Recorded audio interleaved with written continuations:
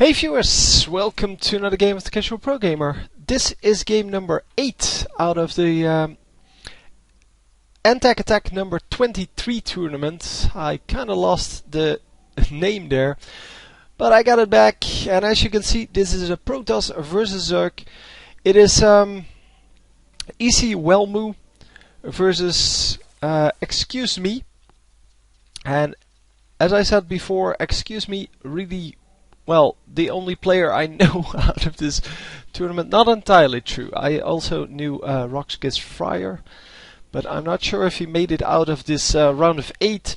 This is round of 4, first match, and yeah, I'm just casting them in the way they are played, not well, together, in short. So I'm not doing this because this is probably a best of 3, and I'm not casting them per 3. I'm just casting them the way they were played, so by playtime. Anyway, we have the... So yeah, they may be mixed up a little. They normally are mixed up, which makes it more interesting for me, because then I don't get spoiled. Anyway, we see that the Protoss player is just building and building and building. He has one pylon out and hasn't really done anything with it yet, even though he has 15 probes out already, and he is just going to build a couple more probes. And there comes finally the expansion. He's going straight for that expansion and not going for the forge into expansion or forge into gateway into expansion, which would be the super safe way to go. He is not afraid of the Zerg scouts, and yeah, now we are going to go forge into gateway, into cybernetics core, I guess, and then a cannon over here somewhere. He's going one more pylon. Okay. Yeah, I don't know how these things block off. You can block them off in several different ways. And there goes the gateway, and now here is a little gap, and you want to protect that by placing a cannon somewhere, like over where he is now. And the forge comes up, cannon goes down. There we go. So the Zerglings will now have to run all the way through here, and then either go up the ramp or go into this base. But all this time they can get shot by the cannon, which is a good deal.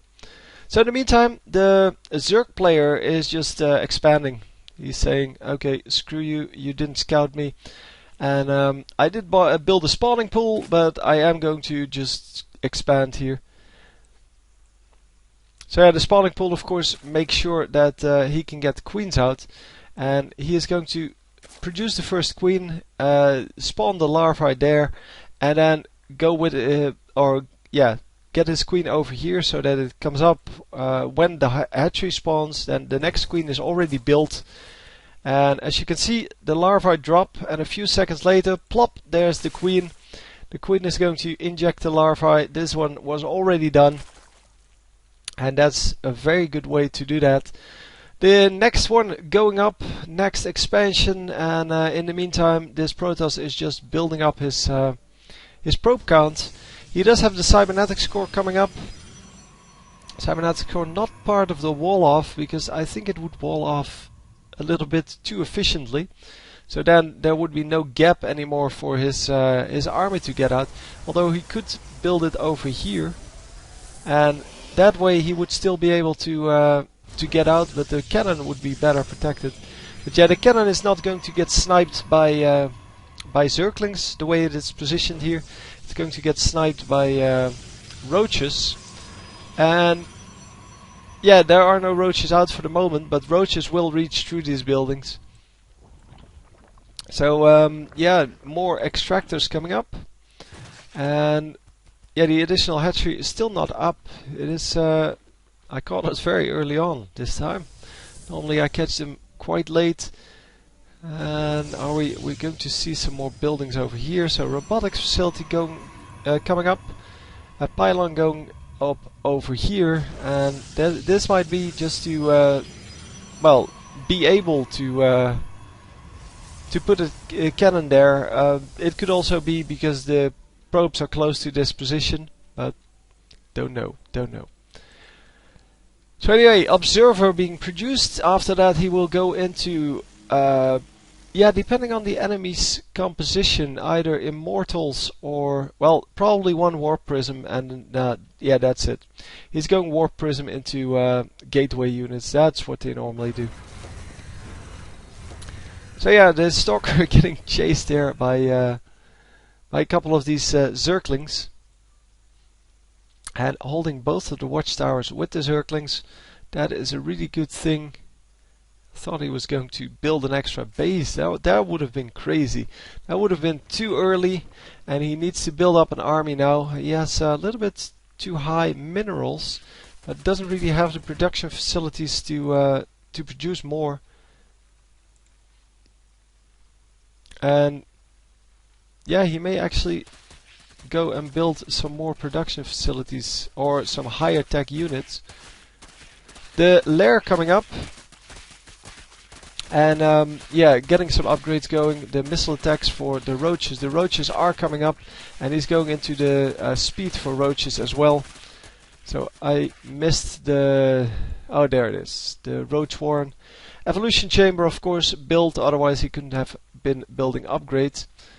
But we are going to see infestors, I think, too. I mean, they are pretty good in general, but also because, well, against the zealots they are really useful. But oh no, normally we don't really see those, do we? No, normally we see just the roaches, and then you have to get lucky with your roaches and not get walled off all the time. So pylon going up on the high ground, and yeah, there's the warp prism. We normally see that as well because it's so useful to warp in new units. You can just warp them in wherever you want. And there comes the warp in, and he is going to add them to his army.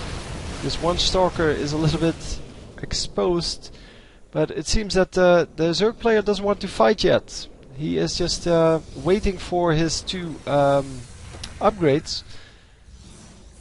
And once these upgrades are completed, I'm sure he does want to fight. He is suiciding his Zerglings in and gets a lot of force field energy for that.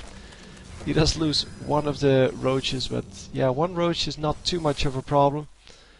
He does have a large roach army. I don't know how the energy is. Most of the sentries are out of energy.